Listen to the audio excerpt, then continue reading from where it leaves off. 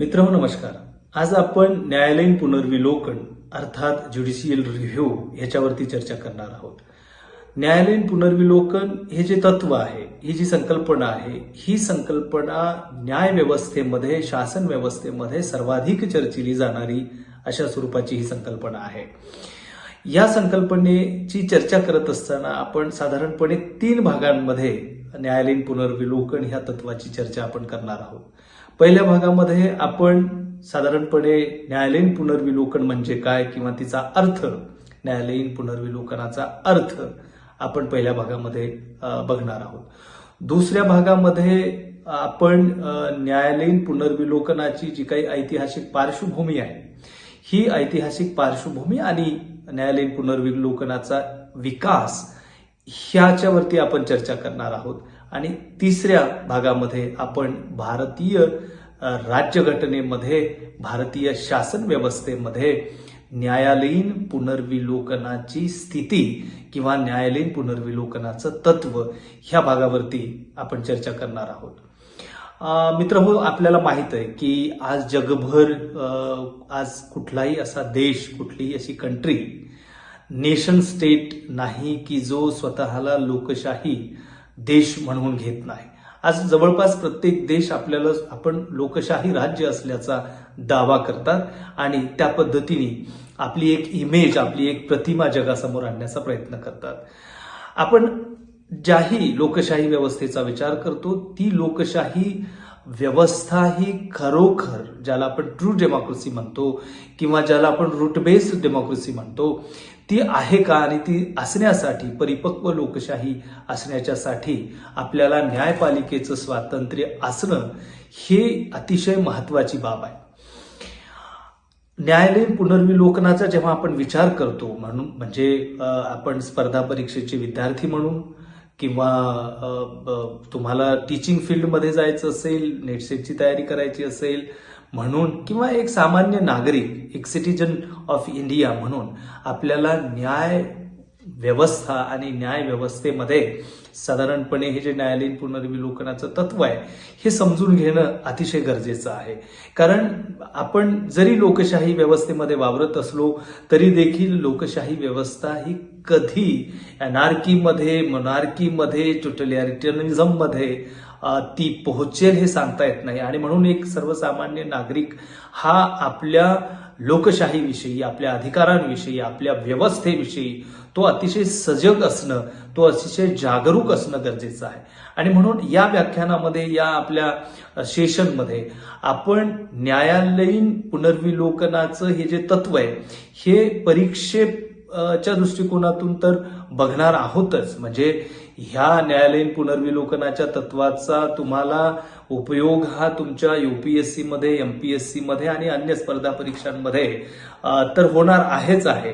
पण त्याचबरोबरीनं आपण एक देशाचे सजग नागरिक म्हणून देखील आपल्याला न्यायालयीन पुनर्विलोकनाच्या तत्वाची जाणीव, त्याचा अर्थ, त्याचं गांभीर्य हे माहीत असणं गरजेचं आहे.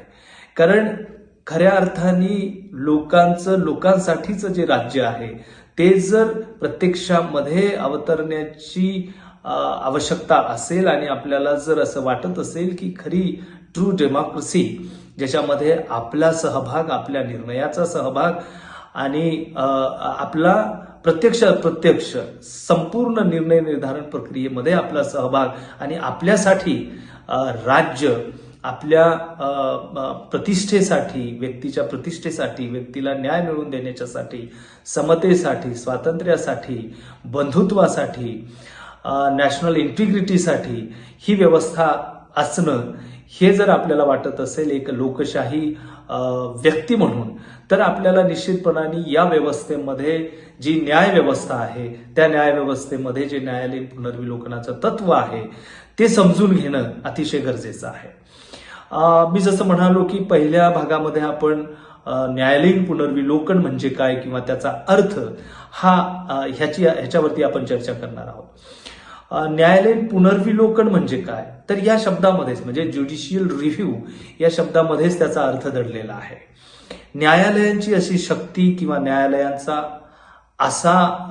अशी फोर्स, अशी पॉवर, अशी शक्ती, अशी सत्ता की जिच्याद्वारे न्यायालय हे विधिपालिका, कार्यपालिका, विधिपालिकेनी काढलेले निर्माण केलेले कायदे, विधिनियम आणि त्याचबरोबरीनं कार्यपालिकेनी म्हणजे शासन प्रशासनाने कार्यपालिकेनी काढलेले आदेश, काढलेले ऑर्डिनन्स, ऑर्डर्स, अध्यादेश या स्वरूपाने या सर्वांची समीक्षा करण्याचा अधिकार न्यायालयांना असणं म्हणजे न्यायालयीन पुनर्विलोकन.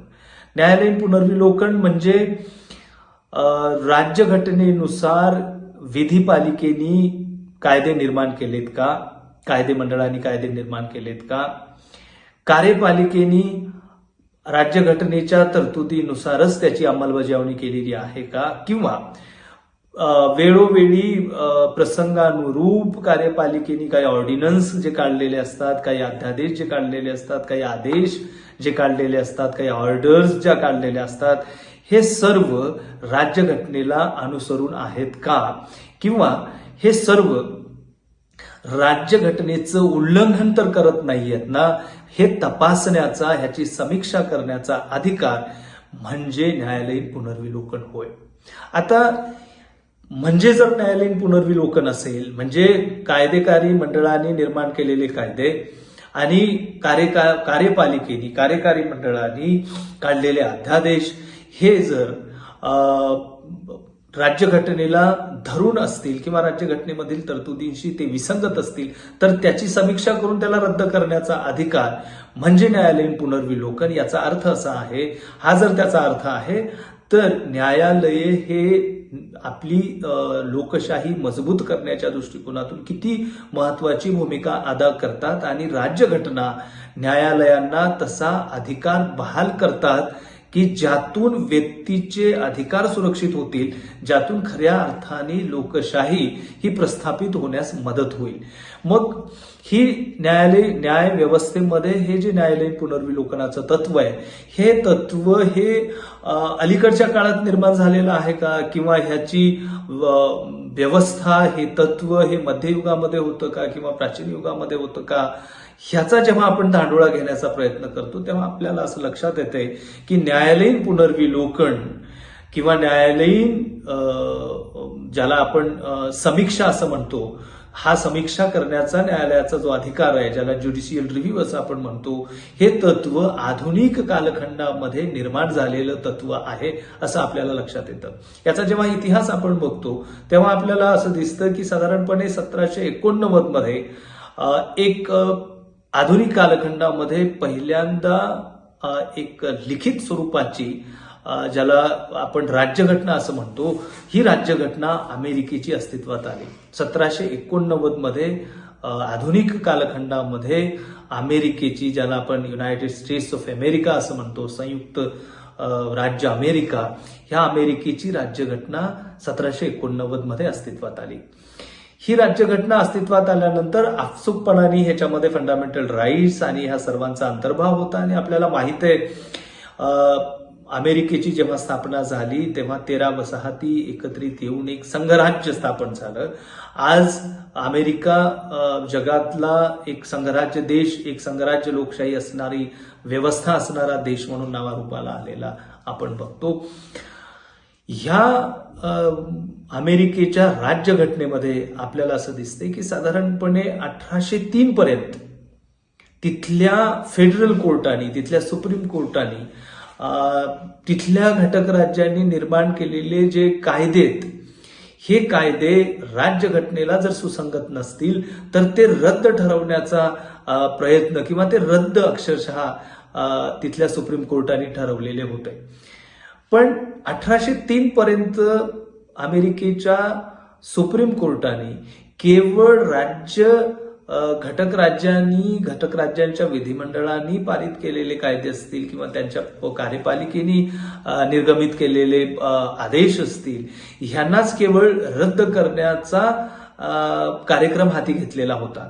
पण 1803 मध्ये पहिल्यांदा अमेरिकेच्या इतिहासामध्ये, अमेरिकेच्या राजकीय लोकशाही इतिहासामध्ये पहिल्यांदा न्यायालयीन पुनर्विलोकनाची व्याप्ती ही वाढलेली आपल्याला दिसते आणि ऐतिहासिक निर्णय 1803 मध्ये होताना आपल्याला दिसतो.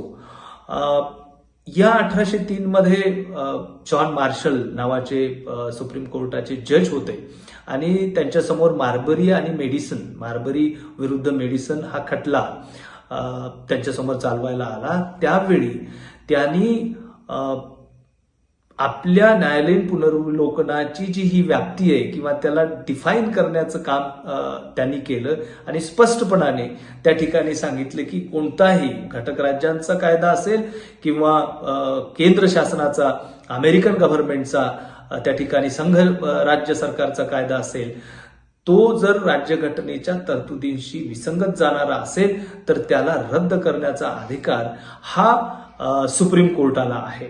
आणि याच ठिकाणी आपल्याला असं दिसतं की मूलभूतपणे आणि मोठ्या प्रमाणामध्ये न्यायालयीन पुनर्विलोकनाच्या तत्वाची स्थापना ही करण्यात आलेली आपल्याला दिसते. म्हणजे याचा अर्थ न्यायालयीन पुनर्विलोकनाचं हे जे तत्व आहे, ज्युडिशियल रिव्ह्यूचं जे हे प्रिन्सिपल आहे, हे जे डॉक्ट्रीन आहे, ह्याची तरतूद ही अमेरिकेच्या राज्यघटनेमध्ये होती का, तर तशा पद्धतीची तरतूद अमेरिकेच्या राज्यघटनेमध्ये नव्हती. म्हणजे एका अर्थाने आपल्याला असं लक्षात घ्यावं लागेल की it was the invention bye American supreme court. Supreme कोर्टाने, अमेरिकेच्या सर्वोच्च न्यायालयाने न्यायालयीन पुनर्विलोकनाचं हे तत्व नवनिर्मित स्वरूपामध्ये प्रस्थापित करण्याचा प्रयत्न केला. आणि त्या केसपासून, त्या खटल्यापासून आपण असं बघतो की अमेरिकेमध्येच नाही तर जगभरातल्या त्यानंतर अस्तित्वात येणाऱ्या ज्या लोकशाही व्यवस्था आहेत आणि ज्या ज्या राज्यघटना अस्तित्वात आल्या त्या शासन व्यवस्थेमध्ये, राज्यघटनांमध्ये न्यायालयीन पुनर्विलोकनाचं तत्व हे त्या न्यायपालिकेमध्ये इन्सर्ट करण्याचा प्रयत्न राज्यघटनेच्या माध्यमातून झालेला आपल्याला दिसतो. आता जगाच्या पाठीवर आपण ऐतिहासिक पार्श्वभूमी जेव्हा बघतो तेव्हा भारताच्या संदर्भामध्ये याची एक ऐतिहासिक पार्श्वभूमी असलेली आपल्याला दिसते. 1803 नंतरचाच हा कालखंड आपल्याला गृहीत धरावा लागतो. याच्या आधीच्याही लेक्चरमध्ये आपण जेव्हा ज्युडिशियल ऍक्टिव्हिजम ही संकल्पना डिस्कस केलेली होती तेव्हा देखील मी याची एक ऐतिहासिक पार्श्वभूमी न्यायपालिकेची आपल्याला सांगितलेली होती. याच्यामध्ये आपल्याला एक लक्षात घेण्याची गरज आहे, जेव्हा आपण भारताच्या परिप्रेक्ष्यामध्ये न्यायालयीन पुनर्विलोकनाचा इतिहास टटोलण्याचा प्रयत्न करतो तेव्हा आपल्याला असं लक्षात येतं की 1861च्या कायद्यानुसार ब्रिटिश आमदानीमध्येच भारतीय न्यायपालिकेचा, भारतीय न्याय व्यवस्थेचा पाया आधुनिक कालखंडामध्ये घातला गेला. 1861च्या कायद्यानुसार प्रांतांमध्ये उच्च न्यायालयांची स्थापना करण्यात आलेली होती आणि ही जी उच्च न्यायालये होती ह्याच्यामध्ये चालणारे खटले, ह्या खटल्यांमध्ये दिला जाणारा न्यायनिवाडा, ह्याच्या विरोधात तुम्हाला अपील करण्याचा अधिकार हा प्रिव्ही काउन्सिलकडे, जे की इंग्लंडमध्ये सिच्युएटेड होतं, तिथे करण्याचा तुम्हाला अधिकार होता.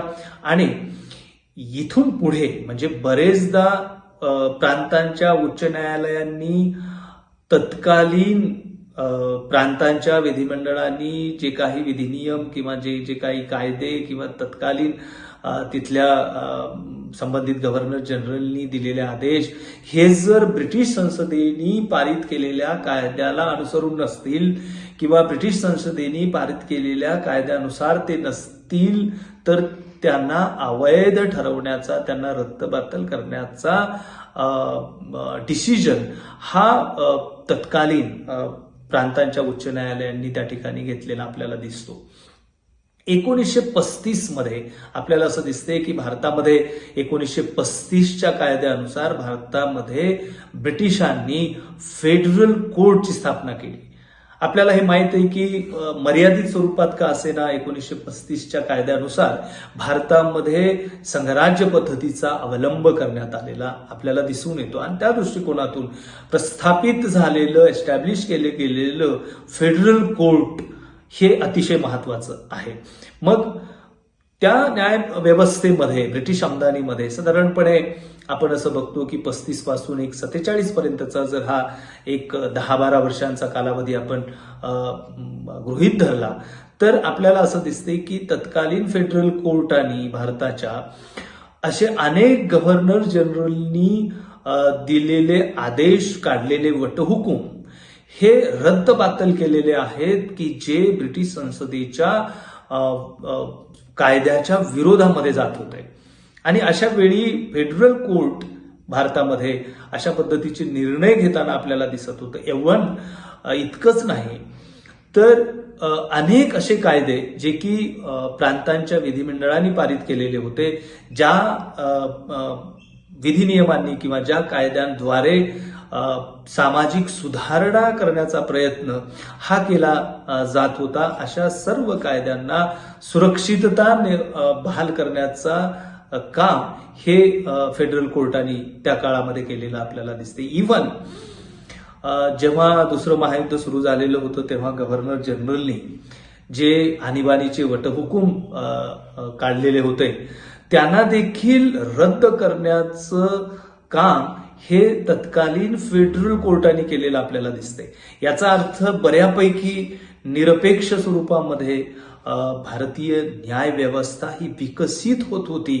भलेही त्या ठिकाणी ब्रिटिश एम्पायरच्या अंडर भारत होता, ब्रिटिशांची कॉलनीच तो होता आणि ह्या कॉलनीमध्ये ब्रिटिशांचीच न्यायव्यवस्था त्या ठिकाणी काम करत होती. पण असं असताना देखील एक निष्पृहपणे निर्णय देणं, निरपेक्षपणे निर्णय देण्याचं काम आपल्याला फेडरल कोर्टाने केलेले दिसते. आणि नंतर आपल्याला माहिती आहे 1950 मध्ये प्रिव्ही काउन्सिलचे सर्व अधिकार संपुष्टात येतात आणि भारताच्या सर्वोच्च न्यायालयाची त्या ठिकाणी स्थापना होते. ही साधारणपणे न्यायालयीन पुनर्विलोकना साठी असणारी पार्श्वभूमी, ऐतिहासिक पार्श्वभूमी आपल्याला साधारणपणे स्पष्ट करता येते. तिसरा जो महत्वाचा मुद्दा आहे, जो महत्वाचा भाग आहे ज्याच्यावरती आपल्याला चर्चा करायची आहे, तो महत्वाचा भाग जो की तुम्हाला एक्झामच्या पॉइंट ऑफ व्ह्यूनी महत्वाचा आहे, ज्याच्यावरती अनेक प्रश्न तुम्हाला युपीएससी मध्ये, एमपीएससी मध्ये, नेटसेट मध्ये विचारले जातात. आणि इव्हन मी परत एकदा रिपीट करतो की केवळ आपण परीक्षार्थी म्हणूनच नव्हे तर एक सामान्य नागरिक म्हणून, एक सुजाण, सुज्ञ, सजग नागरिक म्हणून देखील आपल्याला न्यायालयीन पुनर्विलोकनाच्या बाबतीत आपण जागरूक असणं किती गरजेचं आहे, या दृष्टिकोनातून देखील हा परामर्श आपल्याला या तिसऱ्या भागामध्ये या सेशनच्या आपल्याला घ्यायचा आहे. न्यायालयीन पुनर्विलोकनाचा स्पष्टपणाने उल्लेख हा भारताच्या राज्यघटनेमध्ये आपल्याला झालेला दिसत नाही. मग न्यायालयीन पुनर्विलोकनाचं हे तत्व भारतीय राज्यघटनेमध्ये कुठे आपल्याला दिसतंय, तर असे अनेक तरतुदी भारतीय राज्यघटनेमध्ये आहेत की ज्या तरतुदींमुळे सुप्रीम कोर्टाला त्या ठिकाणी न्यायालयीन पुनर्विलोकनाचा अधिकार प्राप्त होतो. इव्हन केवळ सुप्रीम कोर्टालाच तो होतो का, तर तो उच्च न्यायालयांना, घटक राज्यांच्या उच्च न्यायालयांना देखील न्यायालयीन पुनर्विलोकनाचा अधिकार त्या ठिकाणी प्राप्त होतो. ह्या कुठल्या तरतुदी आहेत ज्या आपल्याला वारंवार परीक्षेमध्ये विचारल्या जातात? जवळपास 16 असे अनुच्छेद आहेत की ज्या अनुच्छेदांमध्ये आपल्याला न्यायालयीन पुनर्विलोकनाच्या संदर्भामध्ये असणारे न्यायपालिकेचे अधिकार त्या ठिकाणी प्रतिबिंबित होताना दिसतात. पण त्यापैकी आपल्याला हे सर्व अनुच्छेद एकदम लक्षात घेण्याची किंवा आठवणी ठेवण्याची गरज नाही, पण काही महत्वाचे अधिकार, कारण आपण जर हे सगळे अनुच्छेद सांगायला गेलो तर परत आपण आपलं सेशन पण बोरिंग होईल आणि आपल्याला असं वाटेल की हे अनुच्छेद आणि ही कलम वगैरे आपण मुखोद्गत करणं म्हणजे कंटाळवाणा हा प्रकार आहे आणि त्यामुळे आपण त्या न्यायालयीन पुनर्विलोकनाच्या वाट्यालाच जाऊ नये असा होण्याचा संभ्रम त्या ठिकाणी, अशा होण्याची शंका निर्माण होते. आणि म्हणून आपण जास्त अनुच्छेदांची त्या ठिकाणी जास्त टेक्निकल चर्चा नाही करणार, पण जे महत्वाचे आहेत, जे परीक्षेमध्ये पण महत्वाचे आहेत आणि भारताचा नागरिक म्हणून देखील आपल्याला त्याविषयी आपण अवगत असणं गरजेचं आहे, म्हणून आपण साधारणपणे ह्या अनुच्छेदांकडे बघू. आपल्याला माहित आहे अनुच्छेद 13 हे जे अनुच्छेद आहेत, या अनुच्छेदांमध्ये स्पष्टपणाने Supreme Court of India or the judiciary of India is the protector or is the guardian of fundamental rights and the constitution असं स्पष्टपणे त्या ठिकाणी नमूद केलेलं आपल्याला दिसतंय. म्हणजे आर्टिकल अनुच्छेद 13 आणि 13(2) मध्ये ज्या पद्धतीच्या तरतुदी करण्यात आलेल्या आहेत त्यावरनं आपल्याला स्पष्टपणाने हे दिसतं की सर्वोच्च न्यायालय किंवा न्यायपालिका भारताची ही व्यक्तींच्या मूलभूत अधिकारांची संरक्षक आहे आणि राज्यघटनेची ती संरक्षक आहे आणि त्याच्यामुळे कुठलेही असे विधिविधान, कुठलेही असे कायदे, कुठलेही असे सरकारचे ऑर्डर्स, वटहुकूम, अध्यादेश हे जर व्यक्तींच्या मूलभूत अधिकारांचं हनन करणारे असतील, व्यक्तींच्या मूलभूत अधिकारांचं व्हायोलेशन करणारे असतील तर अशा वेळी त्यांना रद्द करण्याचा अधिकार या अनुच्छेदान्वये भारताच्या सर्वोच्च न्यायालयाला त्या ठिकाणी प्राप्त होताना दिसतंय. याचबरोबरीनं अनुच्छेद 32 ज्याला आपण कॉन्स्टिट्युशनल रेमेडीज असं म्हणतो, राईट टू कॉन्स्टिट्युशनल रेमेडीज, घटनात्मक उपचाराचा अधिकार, हा अधिकार देखील माननीय सर्वोच्च न्यायालयाला व्यक्तीच्या मूलभूत अधिकारांचं संरक्षण करण्याची जबाबदारी सोपवतो आणि मग ती जबाबदारी पार पाडत असताना व्यक्तीच्या मूलभूत अधिकारांचं हनन होता कामा नये कुठल्याही परिस्थितीमध्ये. आणि असं जर होत असेल आणि हा होण्याचा प्रयत्न जर शासन व्यवस्थेवरून केला जात असेल किंवा कायदे मंडळाच्या द्वारे जर तो केला जात असेल तर अशा वेळी ते प्रयत्न, ते कायदे हाणून पाडणं, त्यांना रद्द करणं, त्यांना अवैध घोषित करणं, हा संपूर्णपणे अधिकार हा न्यायपालिकेला प्राप्त होत आहे. अनुच्छेद 226 अन्वये घटक राज्यांच्या उच्च न्यायालयांना देखील हा अधिकार प्राप्त होतो आणि म्हणून ही अतिशय महत्वाची अनुच्छेद आहेत ज्यांची चर्चा आपण केली पाहिजे, जे आपल्याला माहीत पाहिजे.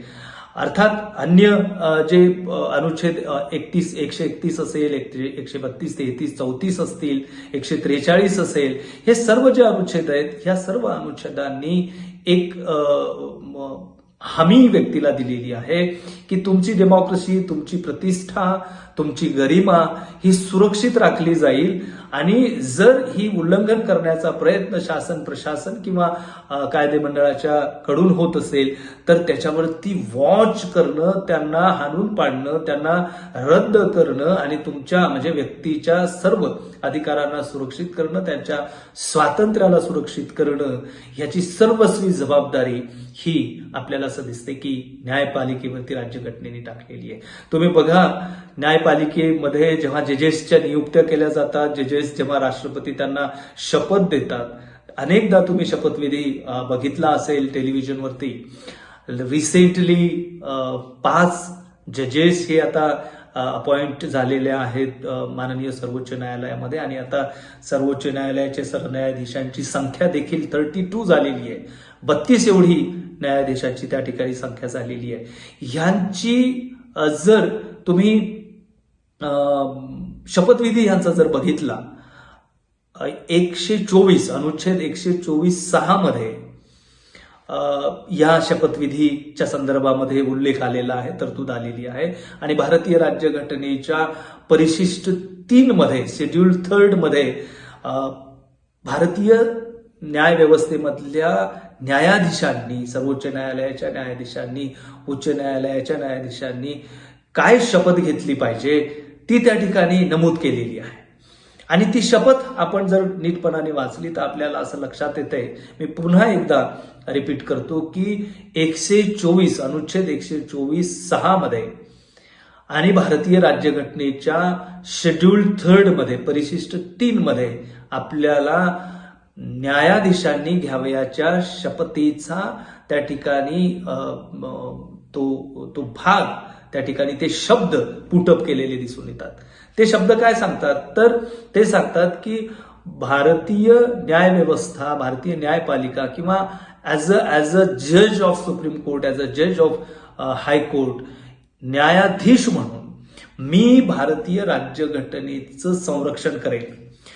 भारतीय राज्यघटनेच्या बरोबरीनं मी कायदा, भारतीय राज्यघटना आणि कायदा ह्या सर्वांचं संरक्षण करेल अशा पद्धतीचा विश्वास, अशा पद्धतीची हमी, अशा पद्धतीचा ट्रस्ट त्या ठिकाणी न्यायाधीशांना द्यावा लागतो. अशा पद्धतीचा विश्वास, अशी शपथ त्या ठिकाणी, अशी कमिटमेंट न्यायाधीशांना व्यक्त करावी लागते. ह्यावरून देखील आपल्याला असं दिसतं की सुप्रीम कोर्ट, सर्वोच्च न्यायालय, न्यायपालिका ही कशा पद्धतीने भारतीय नागरिकांच्या अधिकारांचा संरक्षक म्हणून आहे, भारतीय राज्यघटनेचा संरक्षक म्हणून आहे.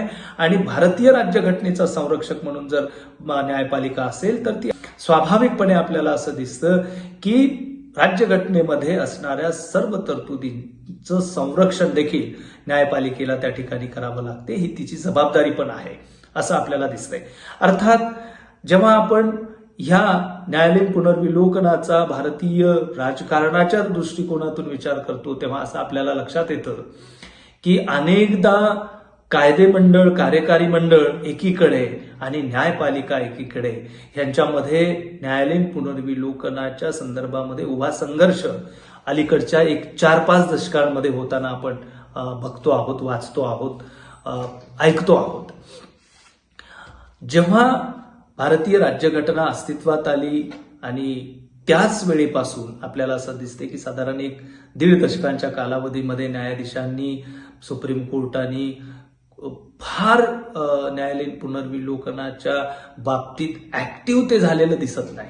उलट शासनाने, म्हणजे एक्झिक्युटिव्हनी, कार्यपालिकेनी आणि कायदे मंडळांनी केलेले कायदे, दिलेल्या ऑर्डर्स ह्या लोकहितामध्ये आहेत असं गृहीत धरून न्यायपालिकेने फार त्याच्यावरती त्याला रिव्ह्यू करण्याचा, त्याची समीक्षा करण्याचा प्रयत्न त्या ठिकाणी केलेला नव्हता. पण 1950 मधली एक घटना अतिशय महत्वाची ठरते. ती घटना ही न्यायालयांना लिटल बिट ऍक्टिव्ह करायला त्या ठिकाणी प्रेरित करताना दिसतंय. 1950 मध्ये आपल्याला माहिती आहे की मद्रासच्या शासनाने त्या ठिकाणी एक प्रस्ताव काढलेला होता की अभियांत्रिकी आणि वैद्यकीय, तुम्ही मेडिकल अँड इंजिनिअरिंग ह्या कॉलेजेसमध्ये मागासवर्गीय विद्यार्थ्यांना, जे की शैक्षणिक आणि सामाजिकदृष्ट्या मागासवर्ग आहे, त्यांना रिझर्व्ह जागा असाव्यात अशा पद्धतीचा प्रस्ताव मद्रास शासनाने त्या काळात काढलेला होता. पण तो राज्यघटनेमधल्या मूलभूत अधिकाराच्या समता तत्वाशी विसंगत आहे आणि म्हणून तो सुप्रीम कोर्टाने फेटाळून त्या ठिकाणी लावलेला होता. ही घटना वेळीच ओळखून तत्कालीन भारताच्या प्रधानमंत्र्यांनी आणि कायदे मंडळांनी एक घटना दुरुस्ती पहिली केली. 1951 मध्ये भारतीय राज्यघटनेमध्ये पहिली घटना दुरुस्ती करण्यात आली आणि त्या घटना दुरुस्तीनुसार राज्यघटनेला 9th शेड्यूल हे जोडण्यात आलं. ह्या 9th शेड्यूलमध्ये कायदे मंडळाने हे निश्चित केलं की लोककल्याणाच्यासाठी जे काही तेव्हाची जी जमीनदारी पद्धत होती, कारण आपल्याला पीपल वेलफेअर हे मस्ट होतं आणि मग लोककल्याणाचे जर कामं करायचे असतील आणि भारतामध्ये अस्तित्वात असणारी जी काही सामंती प्रवृत्ती होती, जी काही जमीनदारी मूलतः पद्धत होती, त्या जमीनदारी पद्धतीचं निर्मूलन होऊन सर्वांकडे जमिनीचं पुनर्वितरण होण्याच्या दृष्टीने, अर्थव्यवस्थेचं पुनर्वितरण होण्याच्या दृष्टिकोनातून लोकांना कामं मिळणं, लोकांना त्यांच्या संपत्तीचे अधिकार मिळणं, लोकांना जमिनी मिळणं, ज्यातून एक सामाजिक न्याय प्रस्थापित करण्याचा प्रयत्न शासन संस्थेचा, जे की राज्यघटनेच्या प्रियम्बलचं जे की गोलच निश्चित करण्यात आलेलं होतं.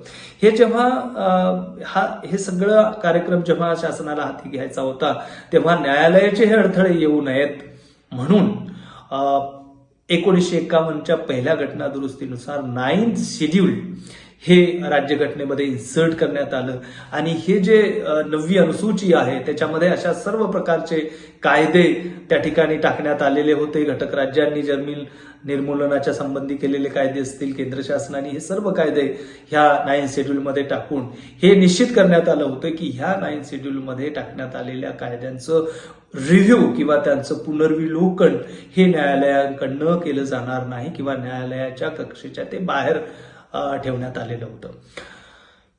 ह्या घटनेनंतर न्यायालयांनी देखील त्या 9th शेड्यूलला डिस्टर्ब करण्याचं काम केलेलं नव्हतं. न्यायालयांनी देखील आपली अनेक ह्याच्यामध्ये केसेस आहेत, अनेक खटले आहेत, ज्यांच्या डिटेल आपण वेळेच्या अभावी चर्चा त्याची करणार नाही. पण 1967 मध्ये गोलकनाथ खटला हा अतिशय फेमस खटला आहे.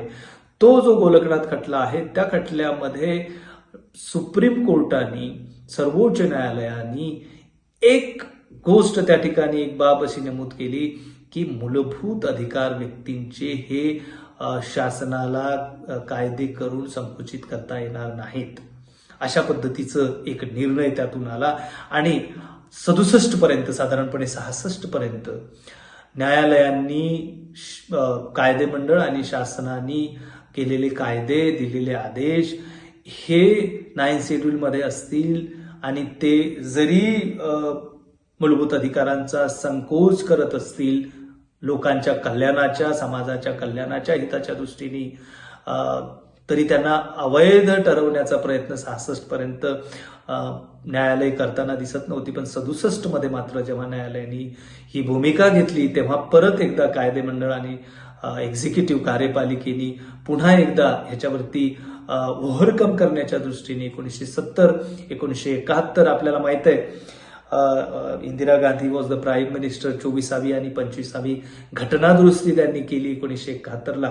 आणि ह्या घटनादुरुस्तीनुसार पुन्हा एकदा कायदेमंडळांनी आपला कायदे निर्मितीचा अधिकार पुन्हा बहाल करण्याचा त्या ठिकाणी प्रयत्न केला. हा इथनं जास्त टकराव न्यायपालिका आणि कायदेमंडळ व कार्यकारी मंडळ यांच्यामध्ये होताना आपल्याला दिसतो. नंतरचा एका खटल्याचा मी उल्लेख या ठिकाणी करतो की केशवानंद भारती बनाम केरळ सरकार हा खटला, केशवानंद भारती विरुद्ध केरळ राज्य हा खटला 1973ला जेव्हा माननीय सर्वोच्च न्यायालयामध्ये आला तेव्हा सर्वोच्च न्यायालयाने अजून एक पुढची स्टेप त्या ठिकाणी घेतलेली होती. गोलकनाथ खटल्यामध्ये दिलेला निर्णय त्यांनी निरस्त करताना की ठीक आहे, मूलभूत अधिकारांच्या संदर्भामध्ये कायदे बनवणं किंवा लोककल्याणाच्या दृष्टिकोनातून कायदे बनवणं आणि राज्यघटनेमध्ये कुठल्याही तरतुदी मध्ये अमेंडमेंट करणं, घटना दुरुस्ती करणं हा कायदेमंडळाचा अधिकार न्यायालय मान्य करते. पण 1973च्या ह्या केशवानंद भारती खटल्यामध्ये सर्वोच्च न्यायालयांनी fundamental structure of the constitution, भारतीय राज्यघटनेची मूलभूत संरचना, मूलभूत चौकट हा शब्द कॉइन केला, ही संकल्पना कॉइन केली. आणि ही संकल्पना कॉइन केल्यामुळे त्याचा अन्वयार्थ असा लावला गेला माननीय सर्वोच्च न्यायालयाकडनंच की कायदेमंडळ हे ह्याला बिलकुल अधिकार आहे की तो राज्यघटनेमधल्या कुठल्याही अगदी 368 अनुच्छेद 368 सह सर्व अनुच्छेदांमध्ये आणि त्यामध्ये सांगितलेल्या प्रक्रियेनुसार अमेंडमेंट करण्याचा, घटनादुरुस्ती करण्याचा त्याला अधिकार आहे. पण भारतीय राज्यघटनेची जी मूलभूत चौकट आहे तिला व्हायलेट करता येणार नाही, तिचं उल्लंघन करता येणार नाही, तिच्या विरोधात जाणारा कायदा हा कायदेमंडळाला करता येणार नाही किंवा त्याचं उल्लंघन करणारा अध्यादेश हा कार्यकारी मंडळाला त्या ठिकाणी पारित करता येणार नाही. अशा स्वरूपाची मूलभूत संरचना, घटनेची मूलभूत चौकट, fundamental structure of the constitution ही संकल्पना माननीय सर्वोच्च न्यायालयाने त्या ठिकाणी कॉइन केली. आणि परत एकदा भारतीय राज्यघटनेचं संरक्षकत्व, भारतीय राज्यघटनेच्या तरतुदींचा अन्वयार्थ लावण्याची जबाबदारी आणि त्या अनुषंगाने कायदेमंडळ आणि कार्यकारी मंडळांनी पारित केलेले कायदे आणि दिलेले आदेश हे पुनर्विलोकनाच्या माध्यमातून आपल्याकडेच तो सुरक्षित अधिकार करून घेण्याचा प्रयत्न हा त्या ठिकाणी सर्वोच्च न्यायालयांनी यशस्वी केल्याचं आपल्याला दिसतंय. आणि पुन्हा 1980 मधला जो मिनर्वा मिल्स विरुद्ध भारत सरकार हा जो एक खटला आहे तो खटला देखील ह्या भारतीय राज्यघटनेच्या मूलभूत संरचनेला, मूलभूत चौकटीलाच पुढे आणताना आपल्याला दिसतो. ह्या सर्व खटल्यांमध्ये सर्वोच्च न्यायालयांनी आपला न्यायालयीन पुनर्विलोकनाचा अधिकार सुरक्षित ठेवला, तो अबाधित राखला.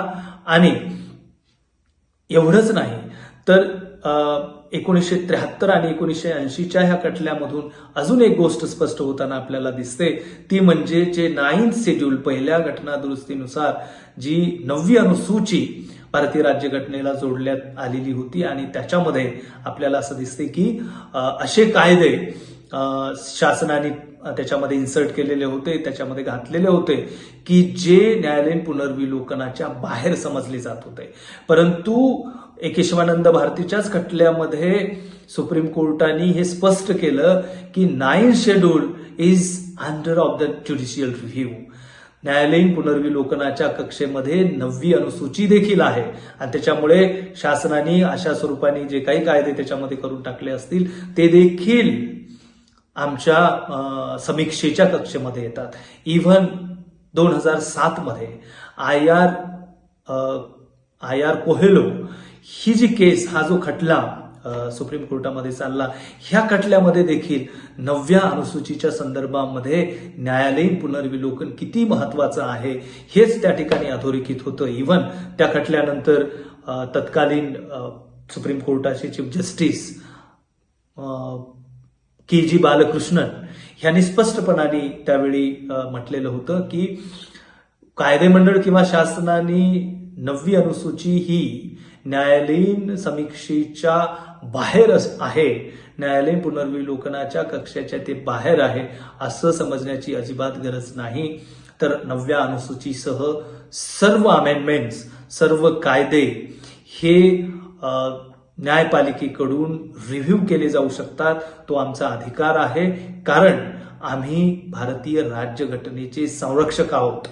आम्हाला व्यक्ती, समाज या दोघांचेही हित हे भारतीय राज्यघटनेमध्ये ज्या पद्धतीने नमूद करण्यात आलेलं आहे ते आम्हाला सुरक्षित करण्याचं, त्याला संरक्षण बहाल करण्याचा हा आम्हाला राज्यघटनादत्त अधिकार आहे. आणि म्हणून न्यायालयीन पुनर्विलोकनाचं हे तत्व न्यायपालिकेने, भारतीय न्यायपालिकेने आपल्याकडे सुरक्षित राखलेलं आपल्याला स्पष्टपणे या ठिकाणी दिसून येतं. ही सगळी चर्चा आपण ह्याच ठिकाणी थांबवू, कारण आपला वेळ पण त्या ठिकाणी जास्त होतो आहे आणि एका कमी वेळेमध्ये एवढ्या महत्वाच्या संकल्पनेवरती, एका महत्वाच्या तत्वावरती हे सर्व एकत्रित आणण्याचा प्रयत्न ही मोठी कसरत असते.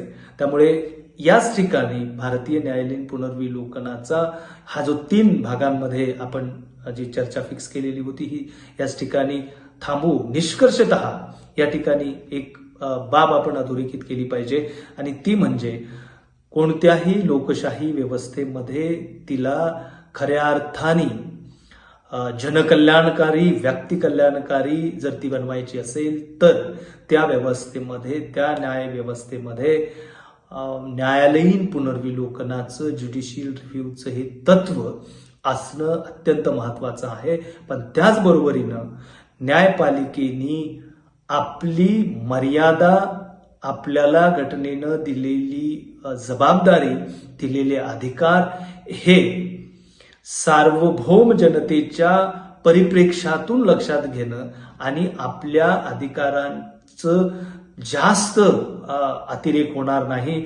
आपण कायदे मंडळ आणि कार्यकारी मंडळ या दोनही महत्वाच्या लोक अभिव्यक्तीच्या, लोकप्रतिनिधींच्या संस्थांच्या अधिकारांचं व्हायोलेशन होणार नाही याची काळजी देखील माननीय सर्वोच्च न्यायालयाने, भारतीय न्यायपालिकेने घेणं गरजेचं आहे. हेच या ठिकाणी या संपूर्ण न्यायालयीन पुनर्विलोकनाच्या तत्वामधनं भारतीय लोकशाही राजकीय व्यवस्थेच्या परिप्रेक्ष्यातून त्या ठिकाणी स्पष्ट होताना आपल्याला दिसते. मित्रहो, मला वाटते जवळपास 40 मिनिटं हा व्हिडिओ होतो आहे आणि मला याची जाणीव आहे की आपण फार वेळ अशा पद्धतीचे जे काही व्हिडिओज असतात, अशा पद्धतीचे जे काही चिंतनात्मक किंवा वैचारिक, थोडक्यामध्ये आपण म्हणू शकू, खरं तर याचा अभ्यास आपल्याला कॉम्पिटिटिव्ह एक्झामसाठी पण होणारच आहे. पण त्याचबरोबरीनं एक नागरिक म्हणून देखील हे सगळं आपल्याला माहीत पाहिजे. एक सजग सिटीजन म्हणून आपल्याला ह्या गोष्टींची जाणीव असली पाहिजे. हे सर्व मी ह्या 40 मिनिटांमध्ये समअप करण्याचा प्रयत्न केला. डेफिनेटली अगदी दिवस दिवस जरी आपण ह्या न्यायालयीन पुनर्विलोकनाच्या संकल्पनेवरती किंवा तत्वावरती बोललो तर ते अपुरं आहे. मी हा माझा प्रयत्न ह्या ठिकाणी केला. ह्याच्या पुढल्या सेशनमध्ये आपण अशाच एका नवीन आणि ज्वलंत अशा आणि जे की तुमच्या परीक्षेच्या एक्झाम्सच्या आणि एक व्यक्ती म्हणून जी महत्वाच्या संकल्पना असणार आहेत त्या संकल्पनेवरती पुन्हा एकदा आपण येणाऱ्या एका सेशनमध्ये भेटणार आहोत. तोपर्यंत मी आपली रजा घेतो. धन्यवाद.